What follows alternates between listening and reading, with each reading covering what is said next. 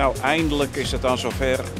Dan kunnen we het eerste S-uitgangsmateriaal uitleveren. Deze eerste aardappelen die zijn van firma Den Hartog uit Emmeloord. Dit ras is King Russet.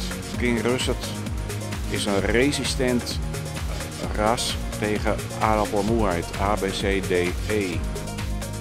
Ik ben pas bij mijn broer Jan bezig kijken. Die is natuurlijk aardappelrassen aan het kweken. En de kwekers doen hun best om nieuwe rassen te kweken met goede resistenties tegen alle ziektes, zodat we minder bespuitingen uit hoeven te voeren. En hoge opbrengsten en goede friet, chips of tafelaardappelen. Nou, we gaan de zakken dichtknopen met een PB3-kaart eraan.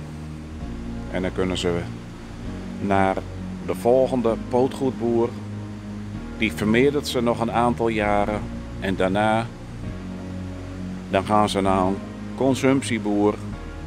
En daar worden ze als consumptie geteeld. En wat gaan ze er dan van maken? King Russet is een frietaardappel. Witvlezig.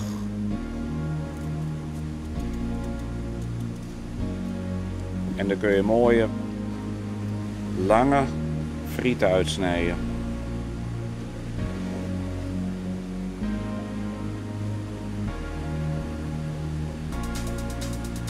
Goedemorgen. Gisteren voor 2 uur 's middags de certificaten besteld. En nu zitten ze in de box.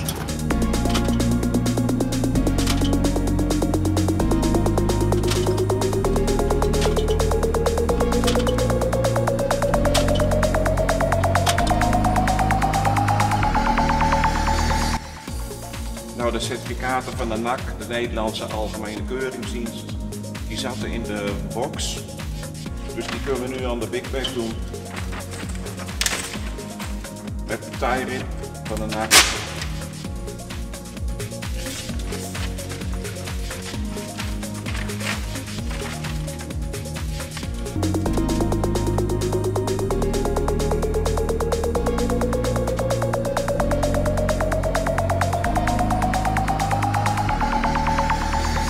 Kaarten zitten eraan. Dan gaan we nu de bon schrijven, want Van der Horst, transportbedrijf, die komt zo deze aardappels ophalen.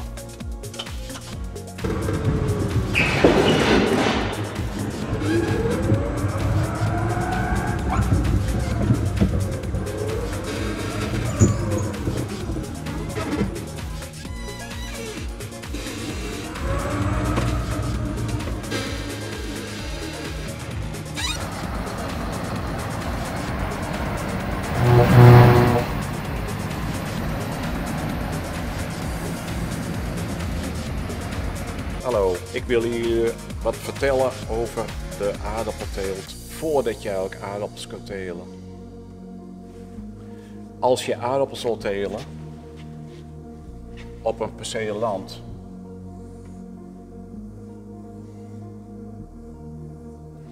dan moet je hier een AM-vrijverklaring voor hebben van de NAC, van de Nederlandse Algemene Keuringsdienst. De NAC die neemt grondmonsters om te onderzoeken of de cysten in de grond zitten. Maar voordat de NAC deze monsters neemt, ga ik eerst zelf intensief grond laten onderzoeken door een ander bedrijf. Stel dat er 1 cyste ergens in het land zit. Door extra intensief te onderzoeken vind ik waarschijnlijk deze cyste. Maar de NAC die vindt hem niet.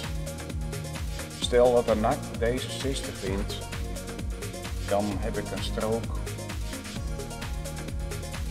AM besmet land en dan kan ik er geen aardappels op telen. Als ik deze cyste met het intensief onderzoek zelf wel vind en de NAC niet, dan kan ik hier een resistent ras opzetten. Wat gebeurt er als ik een resistent ras erop zet die tegen aardappelmoerheid resistent is? Als ik die aardappel ga planten, de aardappelrug, en die plant gaat groeien,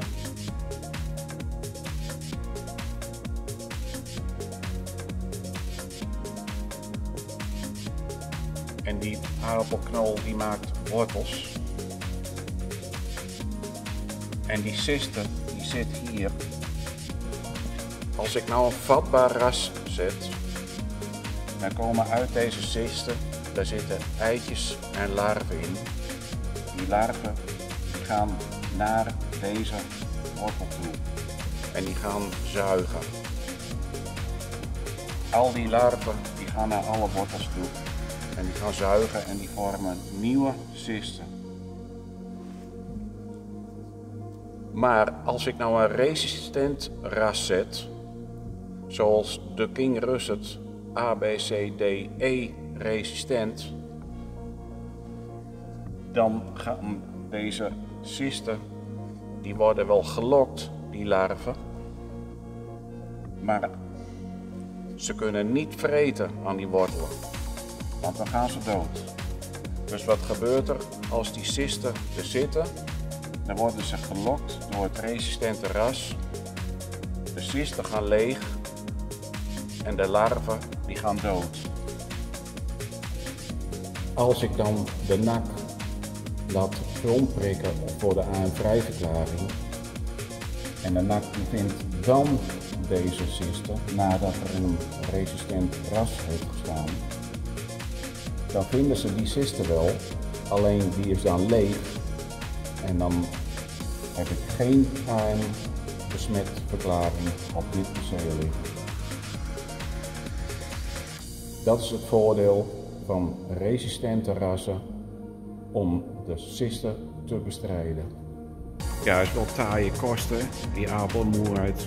Maar we moeten dat briefje toch hebben om aardappels te kunnen telen. Nou, ik ga volgende week beginnen met big bags vullen om S-materiaal af te gaan leveren. En tot slot, de trekker is schoon. Bedankt voor het kijken.